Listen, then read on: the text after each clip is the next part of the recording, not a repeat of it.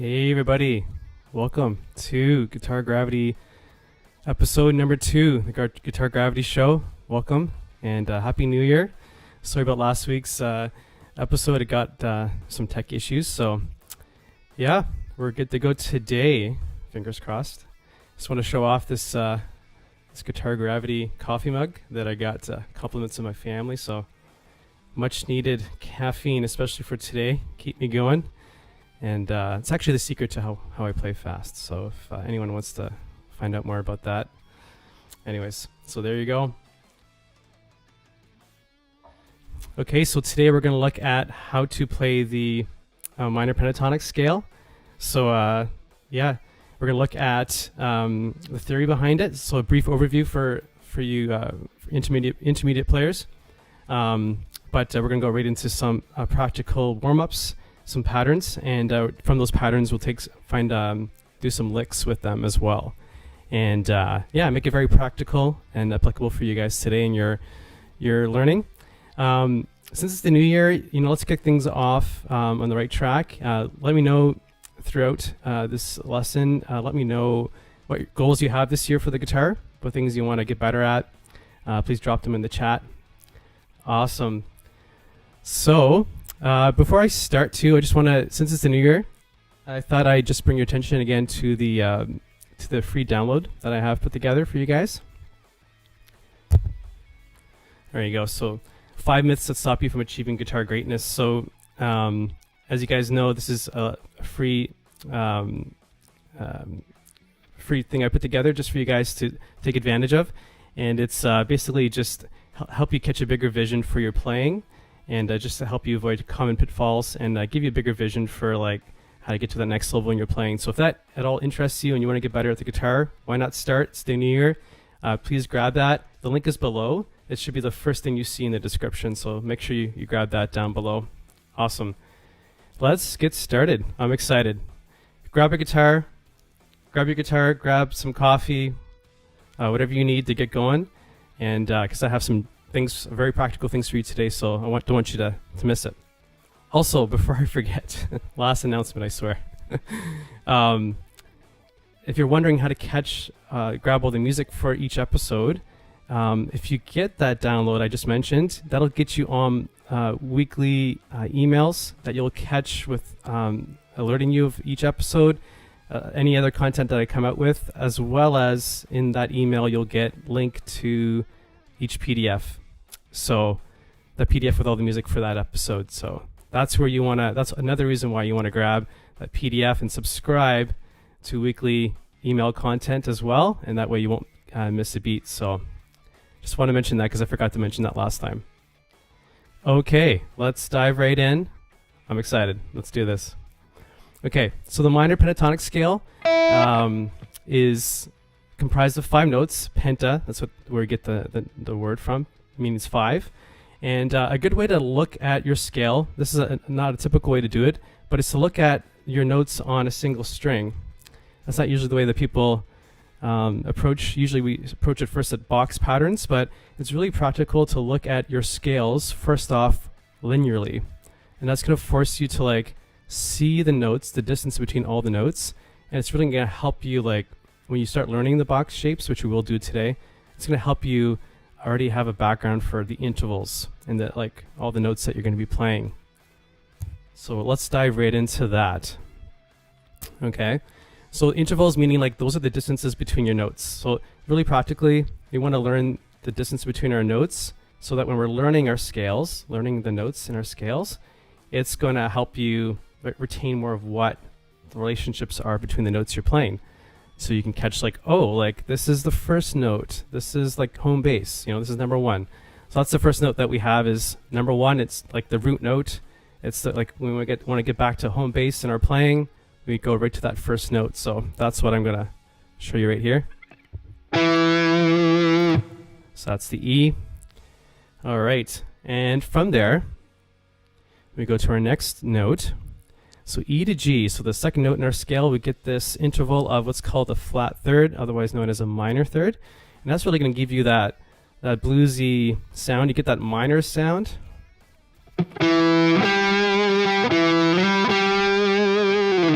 Okay, so that's right there. That's our flat third. Okay. So moving on, our next note is an A. So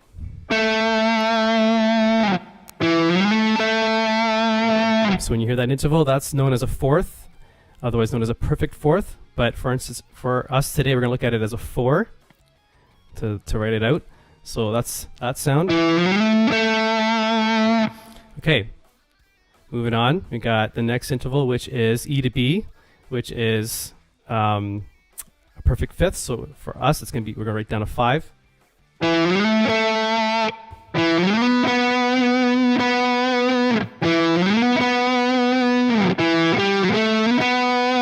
that's our B. All right. So hopefully you guys are playing this too. It's really more practical if you guys, when you can do this on the guitar as well. All right, and moving on. This is the flat 7, another one with a flat in it. So flat 7. That's our D right there, flat 7. It really adds character to this the scale, the E minor pentatonic scale.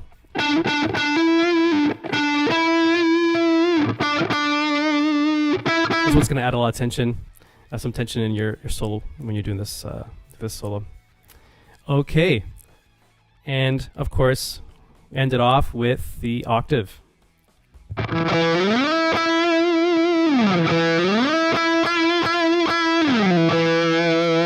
So just to recap, we have the root note, we have that flat third,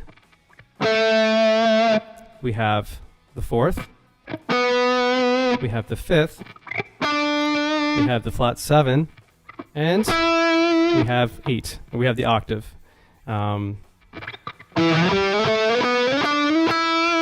So when you're approaching any scale, like I said, learn it linearly, and it's going to help you retain, help you see visually the notes, and help you like see the distance between them.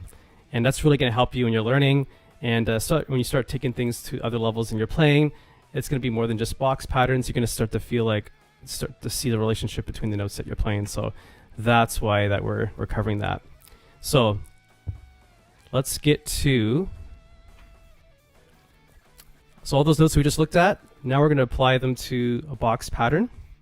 So we're going to go to the 12th fret and let's play through all those notes. So what I've done for you is just so you can see all those notes we just learned, all the intervals. I put them all right there for you.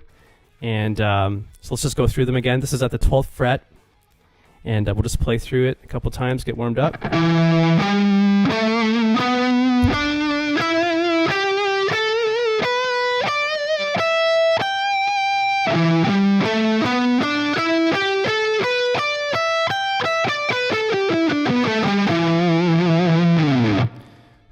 All right.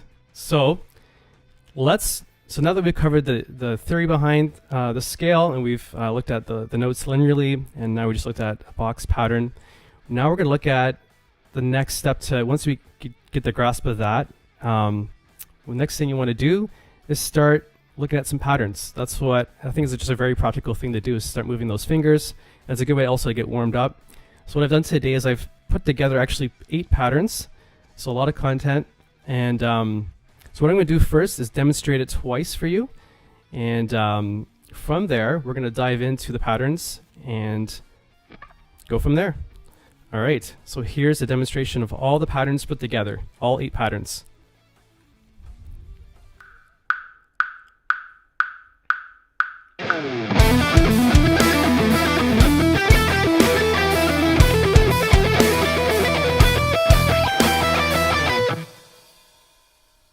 Let's do that again.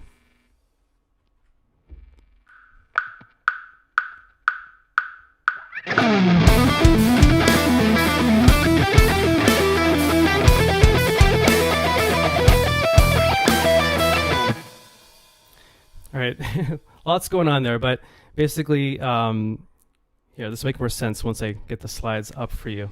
Okay, so the first pattern, what we have going on, something that's very straightforward, is we're just taking four groups of 4 notes. We go through them once, and then we come right back up. So we get this.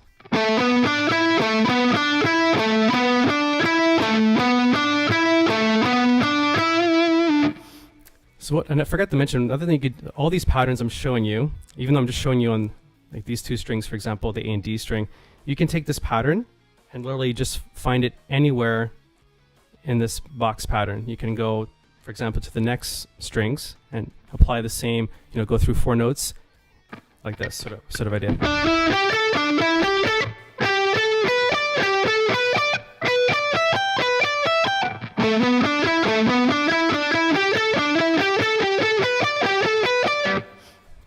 All right, so that's pattern number 1. And the next pattern's pattern number 2. So they're each pattern 1 and 2 are connected, and the same with the other ones. So 3 and 4 are connected. And usually what I've done is I've just reversed the notes. Okay, so there you go. So I'm going right to the last note, and I've reversed it. So I go to the 14th fret.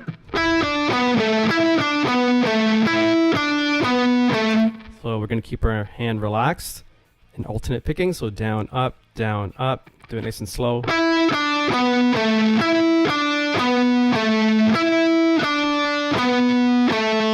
it up.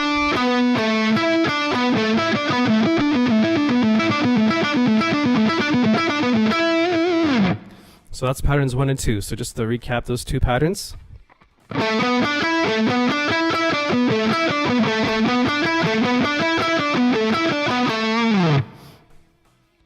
All right, pattern 3 is it's a group of 3 feel. So we get this.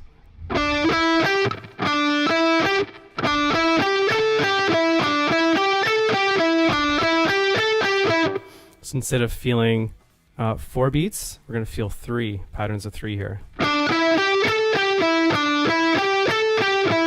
One thing that I do, and I've talked about this last time, is on that first note, I'm going to emphasize it. So right here, I'm going to give it an accent.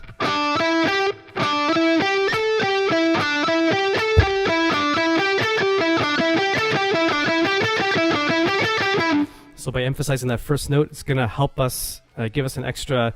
It's going to help us lock in to the notes and to the beat that we're playing. And pattern number 4 is connected to what we just did here. So it's the opposite. It's the reverse. So I start on the 14, and I got another group of 3. So I'm going to emphasize again that first note. 1, 2, 3, 1, 2, 3.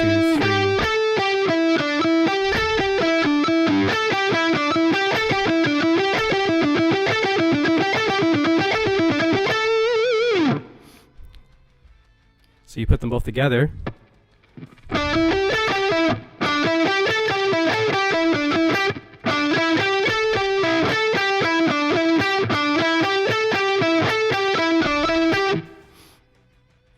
All right, we're halfway there through these patterns. So now we're speeding it up a bit, just like the first bar. We got, this is a common pattern in pentatonic playing, is you start on the 12th fret. Again, you can start anywhere, but just to show you this pattern, you can emphasize that first note.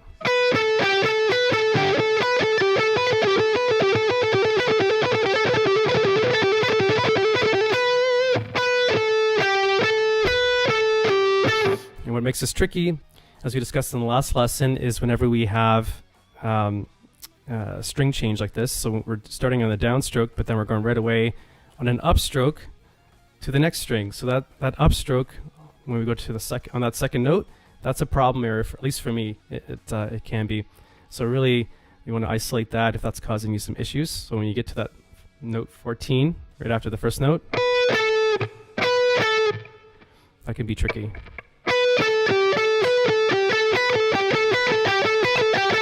Another reason why you want to keep your picking motions small, because if we're moving too much, if we're moving the pick too much, it's going to cause a pick to get trapped in the strings. So the smaller movements are better, and it's also going to help you be more efficient as you get faster. The less movement you have, you're going to conserve your energy, and get to those next levels in your playing. Pattern 6 is connected, as I mentioned. It's also another 4-note pattern.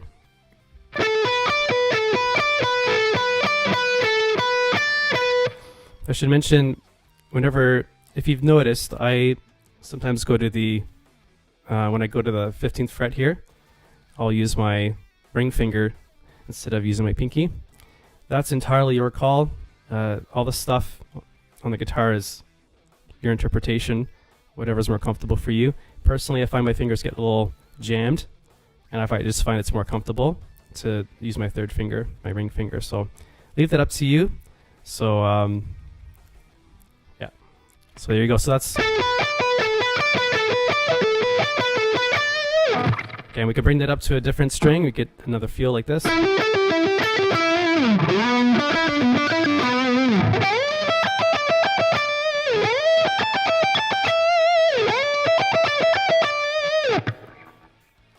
The last 2 patterns is another group of 3, and I'll just demonstrate this for you.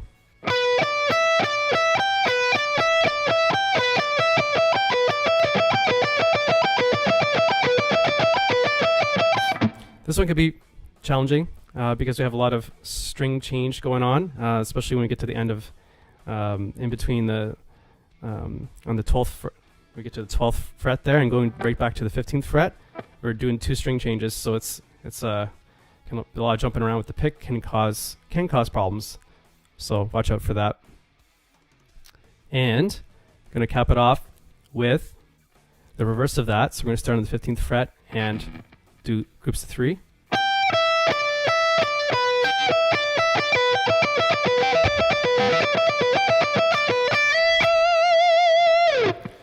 So let's recap all this. I'm going to play through. I'll do the demonstration again. The lick demonstration that I put together, putting them all together. So you hear that jam track right here. All right. So here we go.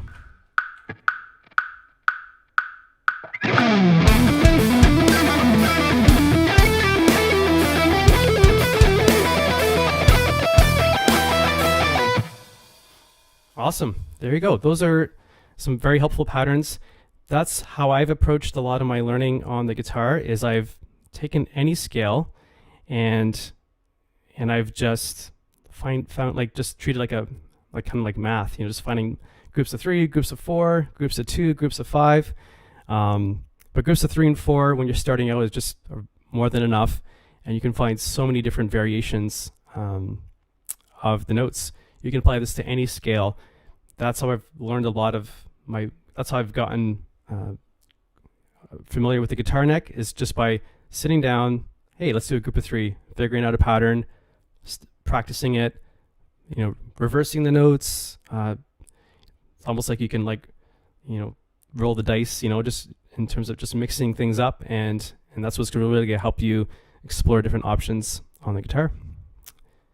So to make this practical, I thought I'd take these patterns we just looked at, and let's look at taking those notes and turning them into what are called licks. Licks is just a guitar term to groups of notes together. So it's like when you hear a guitar solo, when you hear a phrase of ideas, that's usually like a guitar lick. It's like, oh, that sounded cool, like the intro of the guitar solo. Oh, that's it. Those are just a combination of different guitar ideas put together. So that's what we're going to do today. Is I put together a jam track that we can play to, and I've taken those patterns we just looked at and just come up with some ideas that you could use in your guitar solos. So let me just show you that, just demonstrate that for you.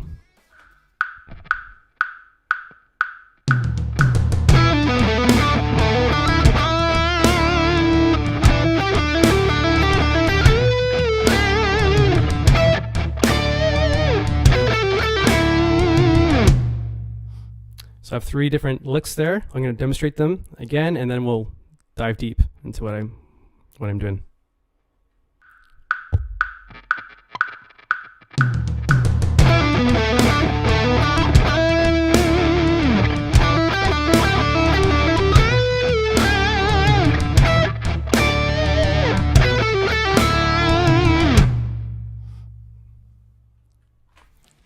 There you go.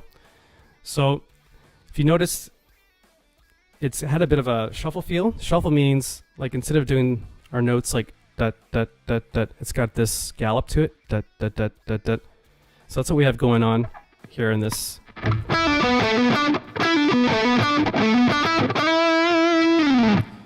Blues, playing that type of rhythm is very. It just adds to that blues feel.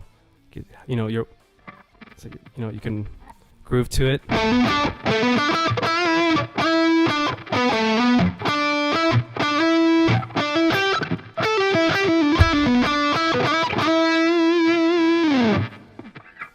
So how it starts off, we have a group of 3 and another group of 3, and it's from the patterns that we've looked at already. And so we have, starting here, the 14th fret,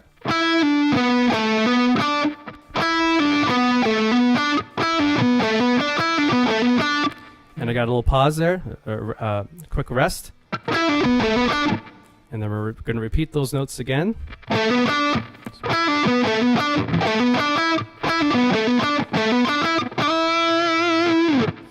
And it ends off with a slide.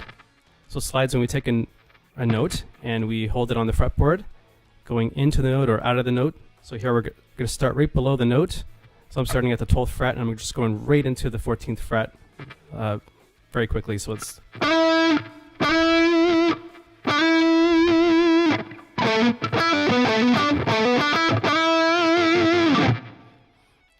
That's lick 1.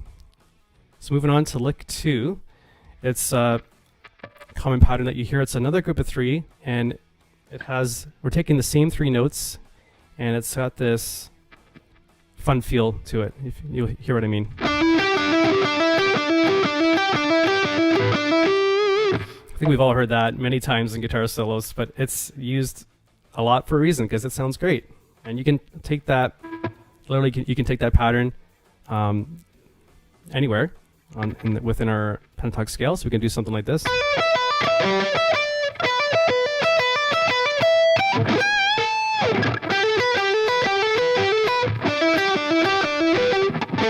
And tricky thing here is, you've probably noticed, is I'm using the same finger to get to the third note. So the first and third note, I literally have to take my finger and bend it down to get to that note. So just to demonstrate, and then bending my finger. It's kind of hard to see, but instead of like basically what I'm just keeping my finger in that 12th position, and I'm just bending my finger down.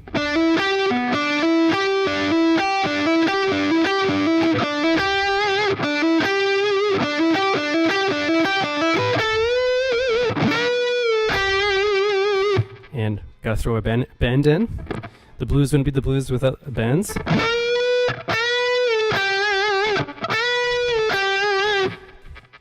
I'd recommend when you're practicing your bends is to practice playing the note that you're bending into first. So this one. And then go to your note that you're bending and and then like hear that pitch you just played and bend into it. So you just played it. And I'll go.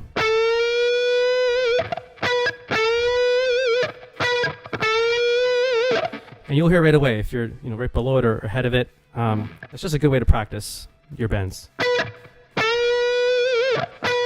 Like if I'm flat, right below it, you'll hear this. Oh, not quite there, Gotta.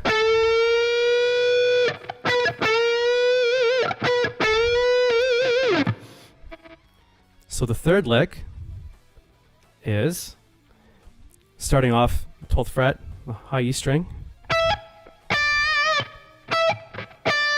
So putting some space in between our notes. And have another 2 groups of 3 here. Ba-da-da-da-da-da.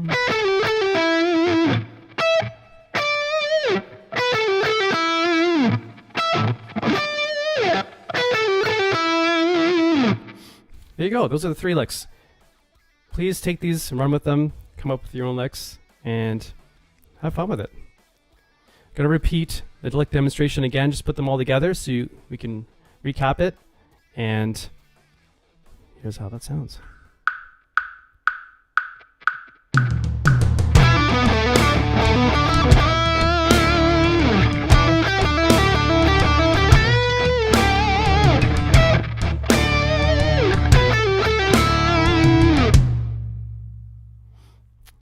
There you go. All right. Thanks, guys, for tuning in.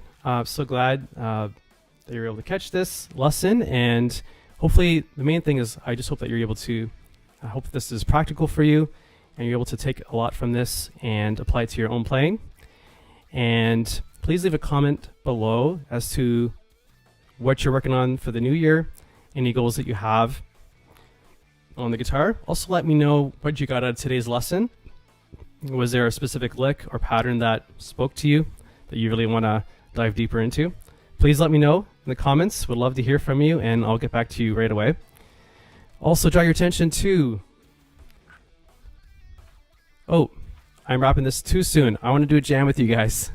How did I forget the jam? That's a fun part.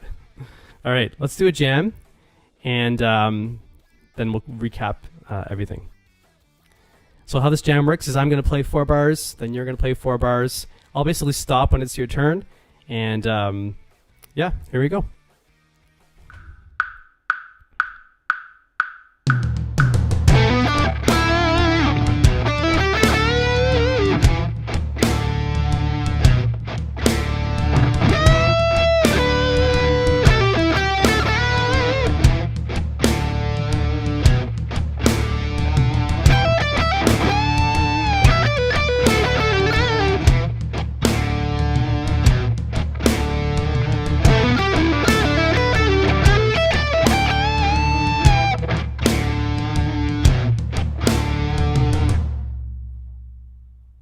There you go. Fun. So that was our jam. Another great way to practice through what you're learning. So I encourage you to replay this episode and just play to the jam, get familiar with the ideas, the patterns, the licks, and come up with your own.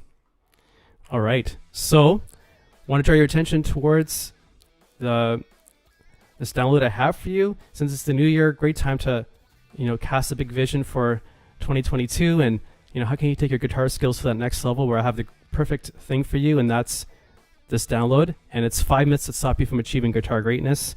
I know it's a big title, but trust me, what I'm diving deep into is really going to help you. And it's things that I've learned in my journey on the guitar, the pitfalls to avoid, and just to help you cast a big vision to expand what you can do on the guitar and help you get to that next level, become the best you can be on the instrument. So please grab it. It's yours. And thanks for tuning in. And we're going to do this hopefully every week. That's my goal. Every Wednesday. That's my goal, is to put out a new episode for you. Please let me know things you want to see and want to learn. Take your guitar skills to the next level. And until next time, rock on.